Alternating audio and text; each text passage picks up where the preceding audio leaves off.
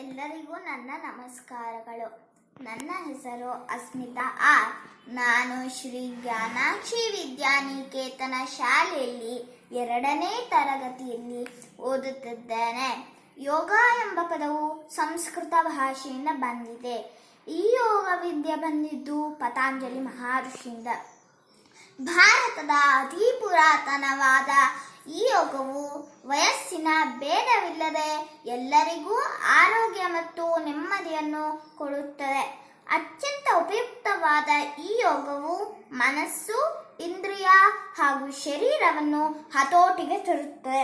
ಈ ಯೋಗದ ಮಹತ್ವವನ್ನು ಅರಿತು ನಮ್ಮ ಪ್ರಧಾನಿಯಾದ ಶ್ರೀ ನರೇಂದ್ರ ಮೋದಿ ಅವರು ಜೂನ್ 21ರಂದು ಅಂತಾರಾಷ್ಟ್ರೀಯ ಯೋಗ ದಿನವೆಂದು ಘೋಷಿಸಿ 2014ರಲ್ಲಿ ಚಾಲನೆಗೊಳಿಸಿದರು. ನಿತ್ಯ ಯೋಗ ಮಾಡುವುದರಿಂದ ದೈಹಿಕ, ಮಾನಸಿಕ ಹಾಗೂ ಆಧ್ಯಾತ್ಮಿಕ ಸದೃಢತೆಯನ್ನು ಕಾಪಾಡಿಕೊಳ್ಳಬಹುದು. ನಿತ್ಯ ಯೋಗ ರೋಗಮುಕ್ತ. ಎಲ್ಲರಿಗೂ ಧನ್ಯವಾದಗಳು.